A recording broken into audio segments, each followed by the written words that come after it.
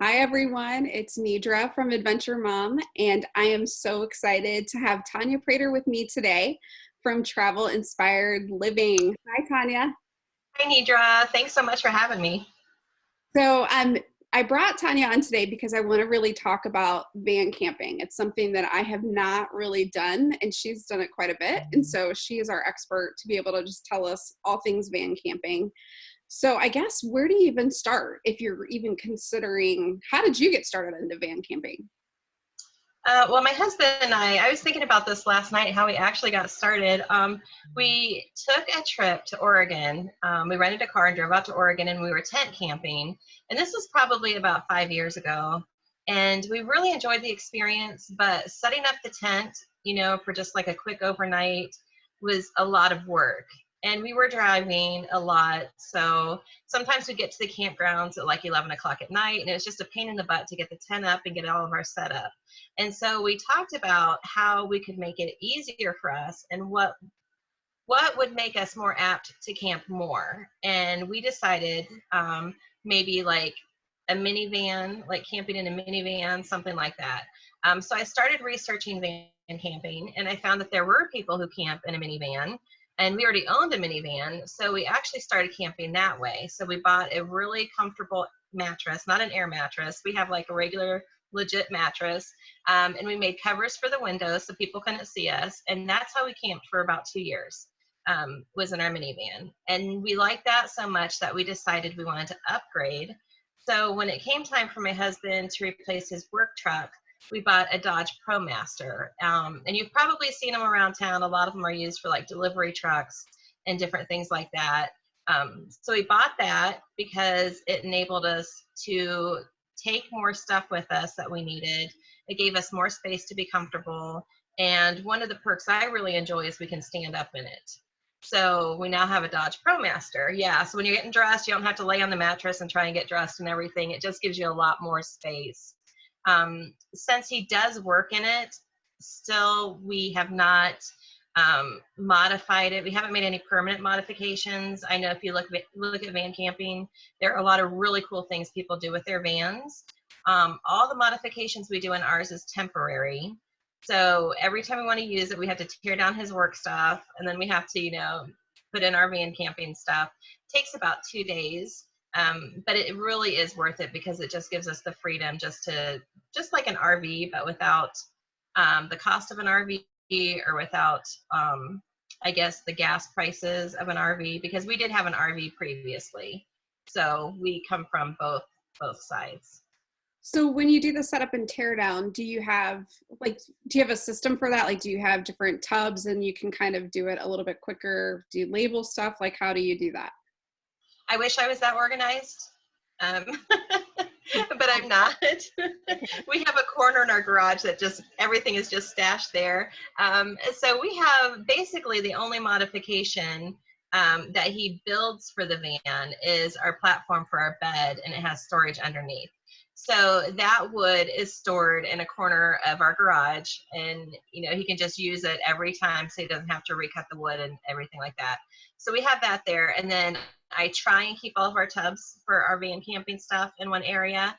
One of the highlights of van camping for me is decorating, and I change the way it looks every time. So that is something different. I never know what it's going to look like. It just depends on where we're going and what inspires me, I guess. That's fun. So do you have a theme? Like if you're going to the beach, do you make yours more coastal, or if you're going to the mountains, more lodgy? I would like when we go, I'm dying to take a trip to the ocean so I can do like a coastal theme. But let me see, our first theme was kind of very much glamping. It almost looked like one of the canvas tents on the inside because that's the look my husband wanted. And then I decorated with like pink pillows and stuff. I don't know. He said it was too much pink, but so the last time I did more like a boho theme. Um, and we went to the mountains with that. So it wasn't necessarily a mountain theme, but it was just what inspired me. That's so fun. Okay, so where do you park when you're van camping? Because I think a lot of people probably do it to save money as well, right? Hmm. Yeah. So for my husband, he loves to park at Walmart's. That is like, I don't know what the deal is, but that is like his favorite thing. He gets a rush from sleeping at Walmart and not having to pay for it. Because I right? Like Walmart's typically allow like RVs and people to yeah, sleep in the parking lot, right? not all of them. So you have to keep an eye on that. Some of them will have signs that say like no overnight parking. So you have to pay attention to that. Normally, if you pull into a Walmart and you're seeing like RVs and stuff like that, it's generally safe. We had a really hard time when we went to Florida last year because the further south we went, the less likely we were to find that. Especially when we were down like in Miami and everything, we really couldn't find a Walmart to stay at. And they actually have tow trucks that drive around, and the ones that we were at that will tow your vehicle. So that was we ended up sleeping a little bit in rest stops then for a few hours, but a lot of the rest stops don't allow overnight stays either. So you just have to know the rules for each state. Um, so my preference is always to stay at a campground. I would much rather stay at a campground than stay at Walmart. Um, And then are you making reservations in advance or are you kind of spontaneous as you go? we are very spontaneous people because my husband doesn't like to plan ahead. I like to plan, he doesn't, but we never know what we're going to find when we're road tripping, so it makes it hard. We just don't like to have the schedule, I guess. Um, when we went to Florida last year, I learned my lesson because we went in February and those campgrounds are full in February. You have a lot of people camping in Florida at that time, a lot of empty nesters. So we really had a hard time finding places. So you've really Um, kind of know where you're going as far as if you can plan ahead or not. Okay. yeah, So what are yeah. some of the things you stop for? Do you like the freedom to be able to stop whenever you want as well? Like not because you can kind of choose your own pace. Yeah. Yeah, we do. So normally what we do is we decide on a final destination, and then I'll start looking for things to stop and see along the way. And then when we see signs of something that we think would be interesting, we'll stop and see that. So I always look up roadside attractions because I'm going to stop at every single one I can. My husband likes historic things like historic properties, homes that we can tour. We stop at state parks, national parks, things like that, because if we don't get out of the van and walk, then we start picking on each other and getting crabby, and then it's not a good experience. And how many people can travel in your van? So our van has seat belts for two Okay. and two seats. So it's just the two of us. This last February, my son and daughter-in-law did travel with us. They drove our other van. So we had, the two vans with us. That is when it would be nice to have like an RV or something when you're taking people with you.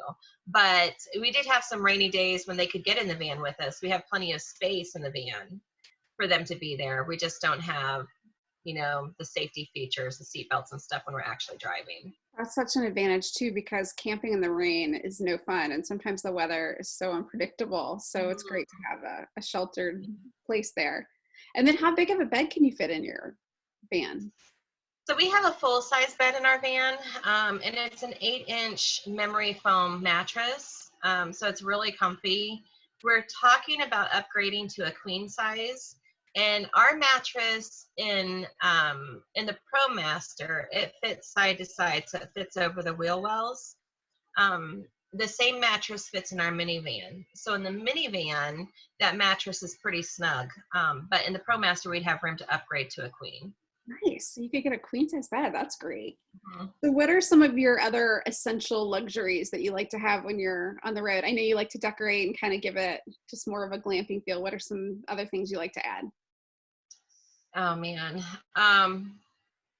Last time we had a DVD player, which was nice that we could watch TV, and it really helped with it raining and stuff.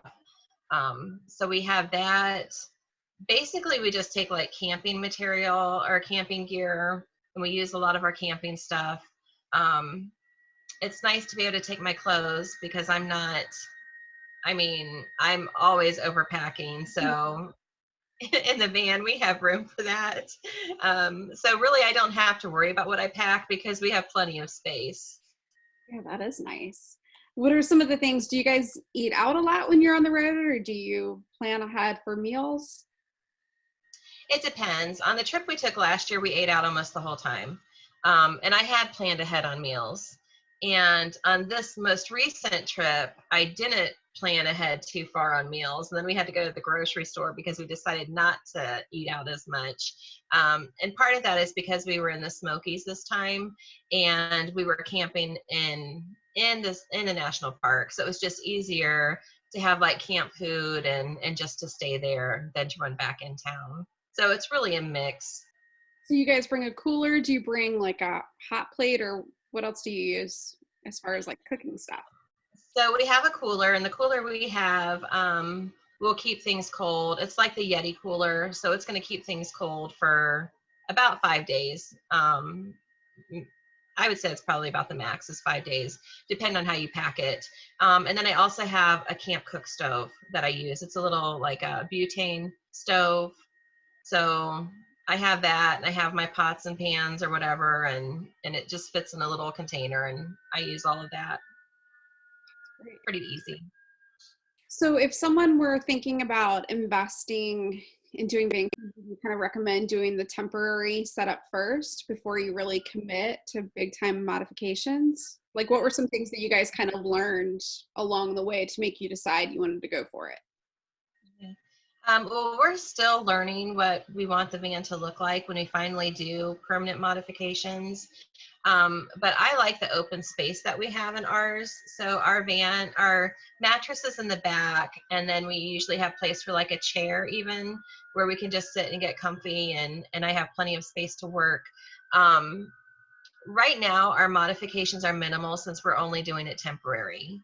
We would like to eventually put a shower and a more permanent toilet in, because they do have I don't know, they have the little camp toilets that you can take with you, and you dump it just like you do like an RV and stuff. Those are things we would like to have eventually. And if we were traveling it more often, we would have. Yeah, that's great. Just to have options with that, that's really nice. So what other kind of like tips would you have for someone if they just want to get started with van camping and in their, oh, well, and even for hot and cold weather, how do you handle that? Like if you want to, I mean, because do you have as many windows to kind of keep open, or how do you keep the bugs in and out? So our van basically looks like a cargo van. That's how the ProMasters are set up. And so people who do modifications generally put more windows in it. I like not having the windows. We have plenty of lighting in our van that we don't need to have that.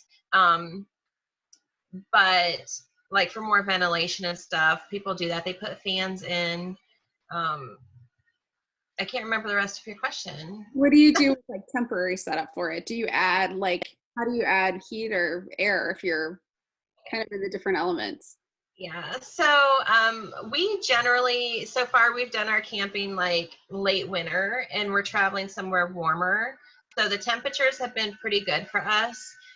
We did notice when we went to Florida, it was a little bit hot last year sometimes. So we have a screening that we put up on our back door, and then we can leave our doors open. We also have a screen that is fit to our side door, so we can put that up there, and that gives us plenty of ventilation, and it was plenty cool. It was really comfortable then. And we have a battery operated fan that we take with us. For heat, we try and stay away from the cold areas, but just coming back to Ohio in February, you know it's going to be cold. So generally we just turn the van on, and we would like to have like maybe the remote starter, so we wouldn't even have to get out of bed for that, would be nice. But they do have heaters for inside the van, and when people make permanent modifications, they have that stuff built in. So they would have things that would run off of batteries, and sometimes they put solar power and different things like that. And right now we just make do with blankets. So I take like goose down comforters and some extra blankets, and we have that for colder weather. And then I can pack it away with like a space saving bag and tuck it underneath in our storage when we're in the warmer weather, so we don't have to worry about those and taking up space. That's a great hack. Any other hacks that come to mind that you're like, oh, this is a good one, make sure you do this? Oh, probably not. How about the bathroom situation? Because you don't have a bathroom in your vehicle, what do you do? You probably don't want to hear about that. Okay. Um, That's why I prefer campgrounds. Okay. So if you have a But campground, you're good to go. have a bucket. If you look on YouTube, you can find like bucket toilets, which are just like kitty litter and a trash bag. So we have that for just if we have to get up and pee in the middle of the night. It is not for anything else. It is only for that. Gotcha. So we have that, which does come in handy because when we're parked at Walmart, the last thing I want to do is get up at 2 a.m. and run into Walmart. So yeah, but that's why I prefer campgrounds. Yeah, that makes sense. So Mm-hmm. if someone wants to learn more about van camping, you've got some articles on your site, right? I do. Mm-hmm. Okay, so where would they go to find them on your site? So they could go to travelinspiredliving.com and there is a search bar on the right-hand side and they just put in van camping and they'll get to it. Or if they go to my homepage, there's also a button that says van camping. Perfect. So they will be able to find so you can find lots of articles on there. You can learn more, explore more. I'm sure you can kind of get the rundown from Tonya because she's done it many times. So she's going to have great tips for you. Well, Tonya, thank you so much for sharing more about this fun adventure. So I think you're going to inspire a lot of us to at least try the modification or at least test it out a little bit for our next road trip. That sounds good. All right. We'll talk to you later. All right. Thanks, Nidra.